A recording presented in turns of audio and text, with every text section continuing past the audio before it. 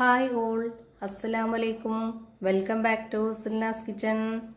ഇന്നത്തെ റെസിപ്പി നല്ലൊരു variety tasty ആയിട്ടുള്ള ഒരു അടിപൊളി ഈവനിങ് സ്നാക്സിന്റെ റെസിപ്പിയാണ്. എത്ര കഴിച്ചാലും മടുക്കില്ല. ഒരു തവണ ഉണ്ടാക്കി കഴിച്ചാൽ പിന്നെ വീണ്ടും വീണ്ടും ഉണ്ടാക്കി കഴിക്കാൻ വേണ്ടി തോന്നും. അത്രയും ടേസ്റ്റി ആയിട്ടുള്ള ഒരു അടിപൊളി പലഹാരമാണ്. അപ്പോൾ ഇതെങ്ങനെയാണ് തയ്യാറാക്കുന്നതെന്ന് നോക്കാം. റെസിപ്പിയിലോട്ട് കിടക്കുന്നതിന് മുമ്പായി സിൽനാസ് കിച്ചൺ ചാനൽ ആദ്യമായിട്ട് കാണുന്നവരാണെങ്കിൽ പ്ലീസ് ഒന്ന് സബ്സ്ക്രൈബ് ചെയ്തേക്കണേ. ഒപ്പം തന്നെ ഈ വീഡിയോസ് നിങ്ങൾക്ക് ഇഷ്ടപ്പെടുകയാണെങ്കിൽ ഒരു ലൈക്ക് ചെയ്ത് ഷെയർ ചെയ്ത് സപ്പോർട്ട് ചെയ്യാനും മറക്കരുത്. ഇനി നമുക്ക് ഇതെങ്ങനെയാണ് തയ്യാറാക്കുന്നതെന്ന് നോക്കാം. ഇതിനായി ആദ്യം തന്നെ ഞാനിവിടെ പൊട്ടുകടലയാണ് എടുത്തിട്ടുള്ളത്. 250 ml കപ്പിന്റെ അളവിൽ 1 കപ്പ് പൊട്ടുകടല എടുത്തിട്ടുണ്ട്. ഇത് നമുക്ക് മിക്സിയുടെ ജാറിലിട്ടിട്ട് നന്നായിട്ടൊന്ന് പൊടിച്ചെടുക്കണം. എന്നിട്ട് മാറ്റി വെക്കുന്നുണ്ട്. ഞാൻ എടുത്തിട്ടുള്ള ഈ ഒരു പൊട്ടുകടലയുടെ അളവനുസരിച്ചാണ് ബാക്കിയുള്ള എല്ലാ ഇൻഗ്രീഡിയൻസിന്റെ അളവും ചേർത്ത് കൊടുക്കുന്നത്. പിന്നെ വേണ്ടത് ഉരുളക്കിഴങ്ങാണ്. അത് കുക്കറിലിട്ട് വേവിച്ചെടുത്തതിന് ശേഷം അതിന്റെ തൊലിയൊക്കെ കളഞ്ഞിട്ട് ഞാനിവിടെ ഒരു പാത്രത്തിൽ എടുത്തിട്ടുണ്ട്. അത് നല്ല പോലെ ഒന്ന് ഉടച്ചെടുക്കാം.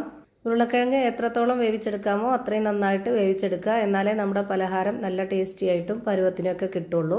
മീഡിയം സൈസിലുള്ള 2 ഉരുളക്കിഴങ്ങാണ് ഞാനിവിടെ വേവിച്ച് ഉടയ്ക്കുന്നത്. ഇനി ഇതിലേക്ക് നേരത്തെ പൊടിച്ചു വെച്ചിരുന്ന ആ ഒരു പൊട്ടുകടലയുടെ പൊടി ഇതിലേക്ക് ഇട്ട് കൊടുക്കാം. ഇനി ഇതിലേക്ക് 2 പച്ചമുളകും അതുപോലെ ഒരു സബോളയും പൊടിയായിട്ട് അരിഞ്ഞിട്ടുള്ളത് ഇതിലേക്ക് ഇട്ട് കൊടുക്കുന്നുണ്ട്. ഇത് രണ്ടും പൊടിയായിട്ട് അരിഞ്ഞ് ഇട്ട് കൊടുക്കുക. എന്നാലേ നമ്മൾ ഷേപ്പാക്കി എടുക്കുമ്പോൾ നല്ല കറക്റ്റ് ഷേപ്പിൽ കിട്ടുള്ളൂ. പിന്നെ ഇതിലേക്ക് കുറച്ച് മല്ലിയിലയും കറിവേപ്പിലയും ഇട്ട് കൊടുക്കാം. വെളുത്തുള്ളി ഇഞ്ചി ചതച്ചത് 1 സ്പൂൺ അളവിൽ ഇട്ട് കൊടുക്കുന്നുണ്ട്. ഇനി 1 സ്പൂൺ മുളക് പൊടി ഇട്ട് കൊടുക്കുന്നുണ്ട്. ഇതുപോലെ നിറയെ എടുത്തിട്ടുണ്ട്. ചെറിയ സ്പൂൺ അളവാണ്.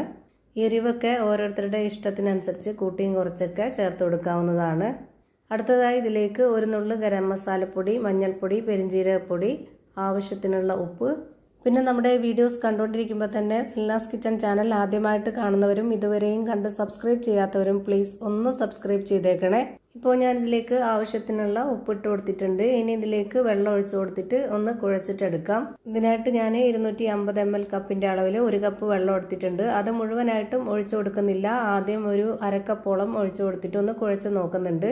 കുഴച്ച് നോക്കിയിട്ട് പോരാന്നുണ്ടെങ്കിൽ മാത്രം ബാക്കി ഒഴിച്ചു കൊടുത്താൽ മതി. അല്ലാന്നുണ്ടെങ്കിൽ ഇതിന്റെ പരുവം തെറ്റിപ്പോവും.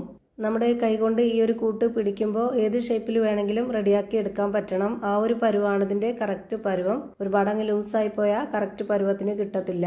അപ്പോൾ ഞാനിതാ നന്നായിട്ട് കുഴച്ചെടുത്തിട്ടുണ്ട്. ഇനി നമുക്ക് ഇതുപോലെ മാവ് കുറച്ചെടുത്തിട്ട് ഈ ഒരു ഷേപ്പിൽ റെഡിയാക്കി എടുക്കാം. ഞാനിപ്പോൾ ഇതുപോലെയാണ് ചെയ്തിട്ടെടുക്കുന്നത്. നിങ്ങൾക്ക് ഇഷ്ടമുള്ള ഏത് ഷേപ്പിൽ വേണമെങ്കിലും റെഡിയാക്കി എടുക്കാം.